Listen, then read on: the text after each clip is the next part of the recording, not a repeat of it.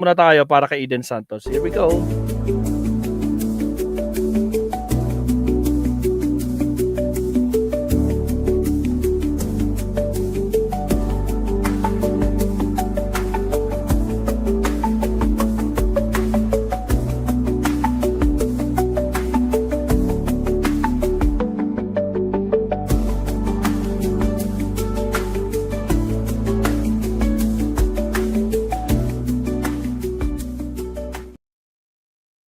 Alright, mega love shout out. Good morning, good evening, good afternoon. Sa lupalot man kayo ng mundo, mabsat. Ito, pakinggan natin, guys. Paulit na lang, mga kabsat. Eden Santos. Nako po, hindi lang supalpal. Ewan ko, bakit ba? Hindi na lang siya, nako po, iba talaga ang takbo ng utak nito, mga kabsat. No? Si Attorney Claire naman, ayaw na talaga niyang, pero talagang, kumbaga, savage. O sige, papasokin natin.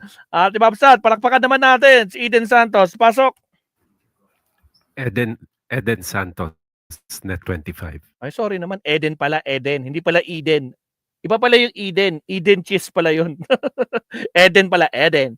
Eden, o. Eden Santos, pasok. Trang, shout out kabsat. Grabe naman, tagal naman magsalita ni Eden Santos, ni Eden. Kahit din po na nabanggit nila, Yusek, good morning O, tulad din ng nabanggit nila. O, yun naman pala. Bakit pa ulitin? po. Bukod po dun sa issue nung pagpapauwi ng Pangulo, kung talagang sincere daw po siya dun sa pakikipagkasundo sa mga Duterte. Di ba kanina pa sinasagot yan, mga kabsat, ng mga, ni Attorney Claire sa mga reporters dyan? Di ba? Di ba, mga kabsat? Bakit itong si Eden paulit talaga? Katuloy, hindi ko alam kung napipikon na ba si Attorney Claire o talagang sadya lang, no? Na talagang ganito talaga magiging response ni Attorney. Kasi siguro naririndang na siguro si Attorney. Paulit-ulit talaga? Ha?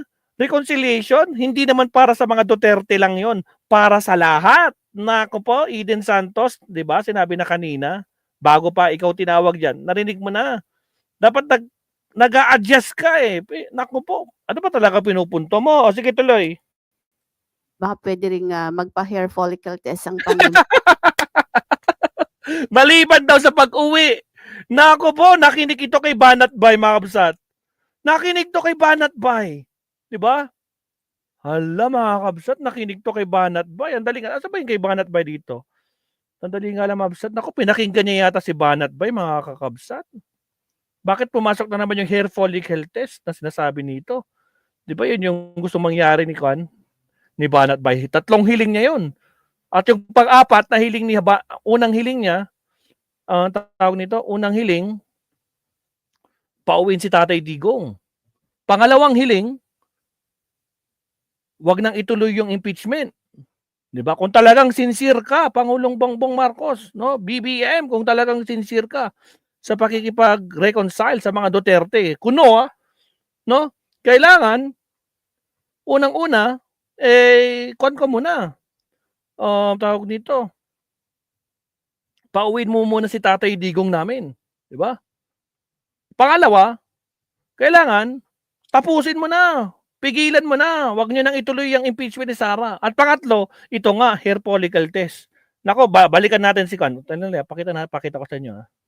Pakita ko sa inyo. Galing to kay Banat Bay. O, Banat Bay, pasok. Bogag ka talaga, Marcos, no? Oh. Ngayon gusto mo na makipagbati sa mga Duterte? Oh. Pagkatapos sabihin ni VP Sara Duterte na gusto niya ng bloodbath? Oh. Hindi na ka talagang nilalang, ano? Hindi mo kayang panindigan ng mga pinagagawa. Puta, gusto Banat Bay na to. Lakas. Oy, wala. Silipin ko nga mamaya kung anong update nito. Mukhang baka mayroon na namang ibang kanta, no? Maiba na naman to na nakakatawang sinasabi na naman. Sigurado to, no? Pinagtatawa na lang natin. O, sige, tuloy. Mo. Pero kung seryoso ka talaga na gusto mo makipagbati sa mga Duterte, may 3 bagay lang para gusto mo talagang tanggap. Hindi nga makikipagbati sa mga Duterte. Sa lahat, koke, bobo, Anong kasa sa Duterte lang? Nako po, managinip ka. Hindi lalabag sa batas ang Pangulo. Bobo. Tuloy. ka ng taong bayan. Una, Oh. balik mo si Duterte dito. Okay? Pangalawa, yung impeachment na yan ni VP Sara Duterte, wag mo nang ituloy. Agoy. Pangatlo, magpa-drug test ka na. Yung hair follicle, ha? Para talagang tanggapin ka ng mga Pilipino. Kasi yung mga ganyan yung ni Katunying, wala namang epekto yan. Kalokohan yan. Halatang-halata, scripted yan. Agoy. Oh, balik tayo kay Eden Santos. Balik tayo kay Eden Santos, mga kabsat. Ako po. Mukhang nakinig to kay Banat Bay, mga kabsat. Okay, pasok ulit.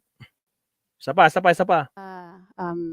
Issue nung pagpapauwi ng Pangulo kung talagang sincere daw po siya dun sa pakikipagkasundo sa mga Duterte.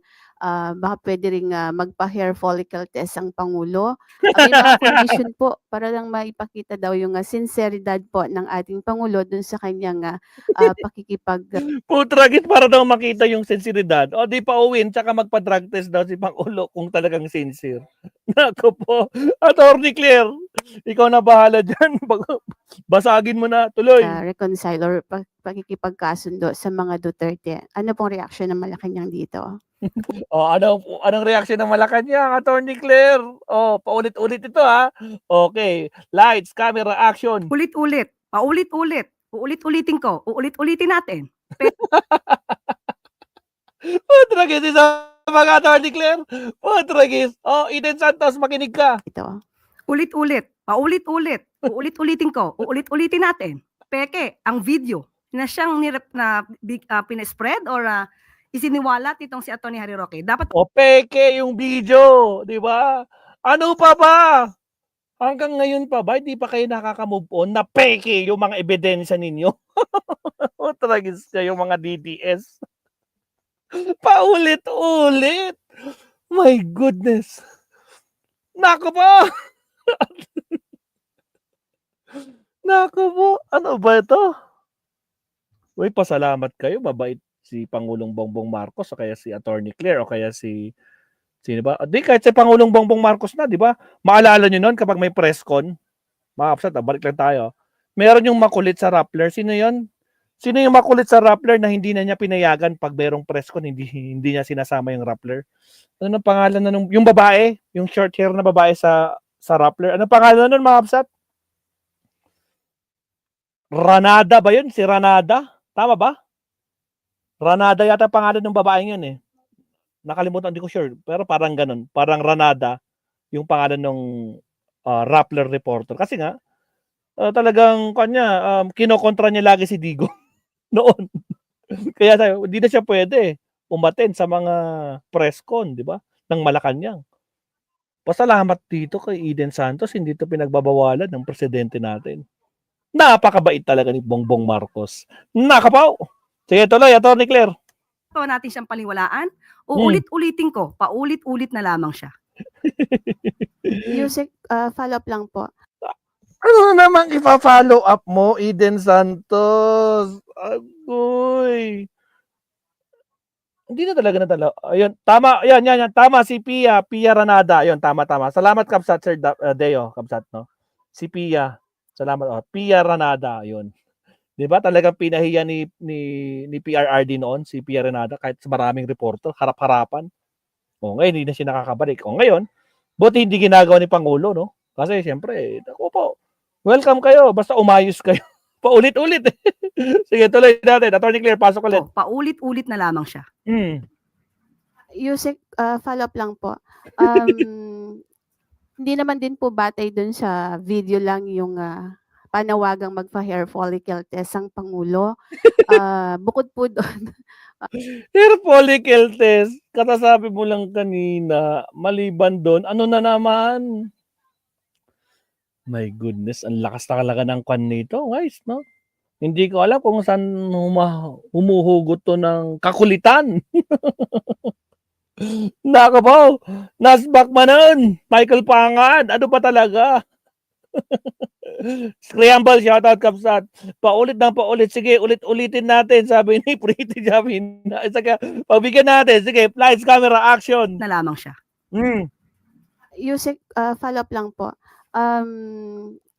Hindi naman din po batay dun sa video lang yung panawagang magpa-hair follicle test ang Pangulo. Bukod po doon, medyo Paulit-ulit po ulit? hindi Hair ma- follicle test po ulit? Hair follicle test. Mga kabsat, ewan ko, ayoko na ituloy ito. Paulit-ulit. Hair follicle test ulit. Grabe naman kasi. Eden Santos, umayos ka naman. Sa totoo lang, please lang, no? Umayos ka. Pinagtatawanan ka na dito. Nako po, take 3. ang Pangulo. Bukod po doon, medyo Paulit-ulit po ulit? hindi Hair ma- follicle test po ulit?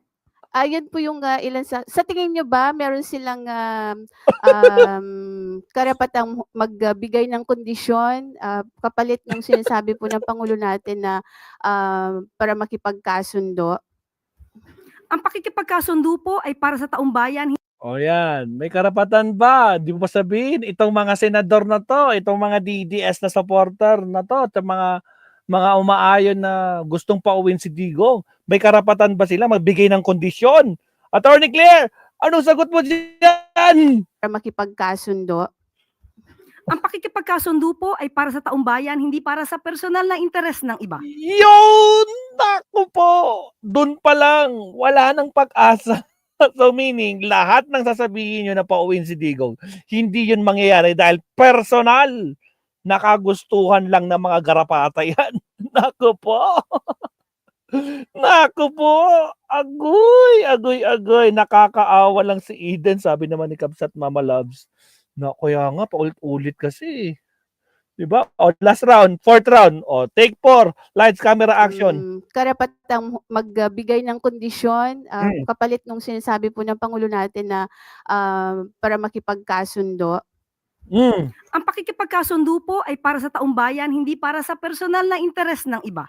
Tama. Alalahanin po natin, maliwanag, uulit-ulitin ko ang sinabi ng Pangulo, sa lahat ng tao, gusto niya pong makipagkasundo para magkaroon ng stability, magampanan ang dapat magampanan at hindi Yun. madiskaril ang trabaho ng gobyerno. Ayaw po niya ng away. Tama. So ang awayan na to, ang siya nagpapabagal sa trabaho ng gobyerno dahil puro paninira.